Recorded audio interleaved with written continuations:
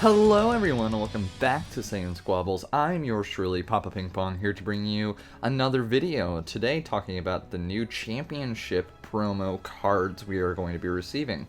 So, I hope everyone's staying well and safe and during these crazy times. And I failed to mention last time, we have just passed 200 subscribers and I'm very excited. I'm going to be doing a giveaway here soon. I'll be announcing that probably at some point next week, so stay tuned for that. But we're going to get straight into it with the Championship 2020 promo Super Saiyan 3 Gogeta Super Warrior Evolution Unison card. So he's 3 specified costs, so you have to pay minimum 3, and you can pay more if you wish. He's got dual attack. If your leader card is a blue Saiyan card and you have a blue Saiyan card and play in rest mode, your leader doesn't take damage from attacks. And he's got one -1 skill. Active main, choose up to your opponent's battle cards, return them to their owner's hands, and choose up to one mono blue Saiyan card with an original cost of 2 or less in your hand. Play it with the skills negated for the turn. Okay, so I am a huge fan of this card. So he's also 20k, so a 3-drop 20k Unison is already powerful in of itself, and this guy's coming out for 3, and he's not getting any more counters unless you pay for extra when he's played. And he's reminiscent of the starter deck Gogeta Unison, and the fact that your leader can't take damage with the blue Saiyan in rest mode.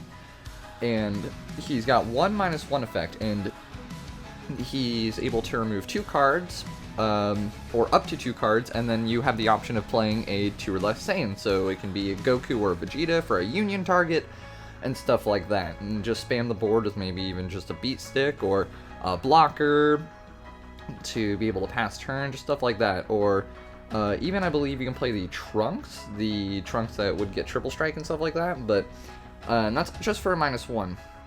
Again, it cannot gain counters though. And dual attack though. Dual attack, this is kind of like a hybrid between the starter deck one and the SR Gotenks, because the Gotenks has a spot removal for, I believe it's -2, and it ignores barrier, but this guy has spot removal that doesn't ignore barrier, and it has the dual attack like Gotenks, and of course the effect that the starter deck Gogeta has. So this is a very good Unison card. I'm definitely going to be putting this in my Vegeta deck I'm working on when I get the chance.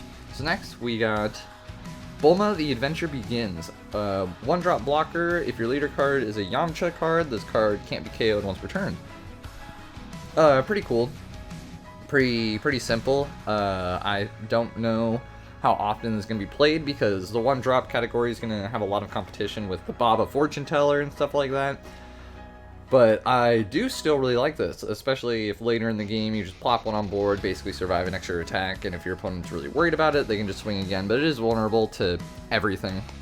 But I still really like it. I think it's cool and neat, and Bulma in a bunny outfit is always a plus. So then we got Trunks, Never-Ending Justice, 4-drop, 2 blue, blocker. During your opponent's turn, if all your energy is mono blue and you reveal this card from your life to add it to your hand, you may play it instead. And then auto, when this card is played, choose up to 2 of your opponent's battle cards and return them to their owner's hand. And he's 15k. So this, of course, synergizes with the new Trunks leader. You reveal him, and then play him. You pop 2 of your opponent's battle cards to the hand. So a lot of stuff. So this is pretty good, because this is a free blocker after that as well, because it doesn't come in rest mode. So you're playing something, bouncing 2 cards, and then he's a blocker or a 15k swing. And I believe he's an evolved target for other Trunks boss monsters and stuff like that. So I actually am a big fan of this card. Of course, he's susceptible to counter plays, but honestly, if you're playing him for free, it's really not a big deal anyways. And normally I'm not a fan of bouncing the hand, but since this is 2 targets, and this is in response to the middle of your opponent's turn, I do think that this is going to be a pretty good Trunks card. Then we got Divine Judgment, and I'm salivating over this card. So it's 2 specified blue, it's a counter attack. If your leader card is a Zamasu card, negate the attack. You may place the top card of your deck in your energy in rest mode. If you do, you can't activate copies of this card for the turn. You can only play Zamasu cards, Goku Black cards, or mono blue Unison cards with specified cost of 2 or less for the game. So again, I'm a very big fan of this card, especially since we're losing Plan for Destruction. This is a fine replacement, and I would totally run 4 of this in a deck, or 3 of this in a deck, and feel comfortable with it, because on your turn 2, you have 2 energy active, you just pass turn, tap 2, get an extra energy, and then on your turn you can play a Rose, or you can just be at the 4 energy you need to get out, Tragedy Overground even faster, which is a super powerful card. I'm very happy with this, and I think it's even honestly better than playing for Destruction. But it is, of course, soft locked, so you can't do this more than once a turn. But yeah, I'm I believe, yes, so you can still activate more than one of these a turn, if you don't use the ramping effect. But of course, you're going to want to be using the ramping effect, and you can do 2 of these a game, and I think still be safe. The only downside, of course, is you'll be tapping out, and you're not restanding energy like you do a lot with blue, but getting that extra energy, especially turn 2, is going to be very powerful.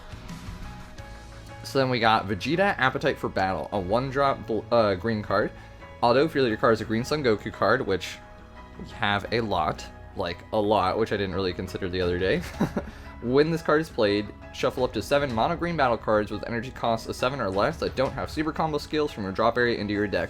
So, as a lot of people know, the 2 green Clash Qs that we have, the one that we're getting, the one that we already have, they burst a lot, especially if they're effects. And also the new Clash Q likes to crit his life. And with this, Vegeta, you're shuffling all of those cards back into your deck and basically almost have an endless deck, because you can combo this guy off, put him in your drop area, and shuffle him back into your deck as well. So that's very powerful and very useful. I'm really digging it, especially just for a 1 cost. Like, that's very powerful for a 1 cost, and your opponent might actually have to consider counterplaying this and wasting resources. And I think it's going to be very good. So we will be back with the other promo cards. Alright, and here we are with the other half of the championship promo cards. We have Metacooler, Terrifying Horde. He's a 3-cost green unison.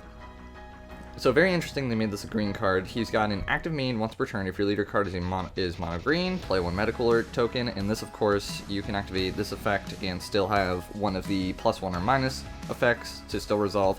And getting an extra 15k beater is always pretty good.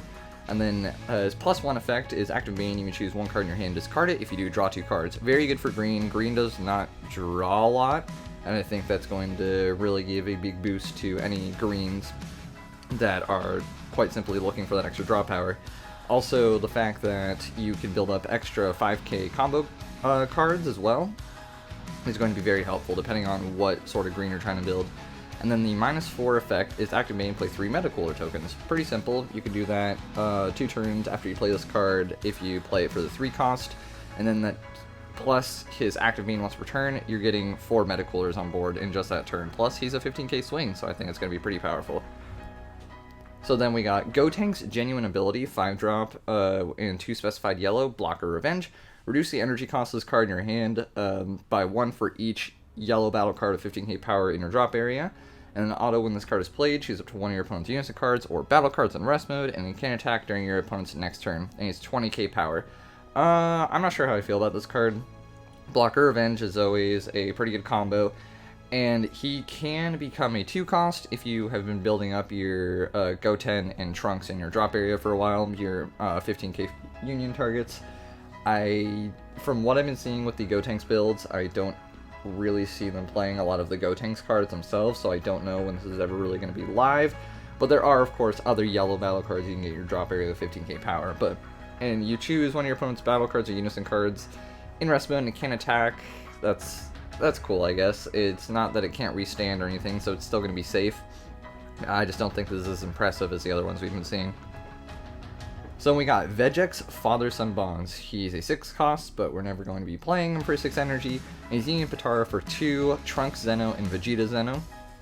And so that's pretty cheap. So you can get him out for 2 energy. He's a 20k beater. And auto, if your leader card is a Black Saiyan card, your opponent has 3 or more energy and no battle cards in play. When this card is placed in your drop area from your deck by a skill, you may play this card from your drop area. So let's say you get Kami'd or something, and on your following turn, when you burst this guy into the drop area, you can play him out with whether it's Vegex or Black Mass Saiyan or any of those archetypes. So, and it's just another 20k beater. So just giving Vegex more and more power. But this is probably going to be more of a sideboard card anyways, just for the fact that it requires you to not have a board.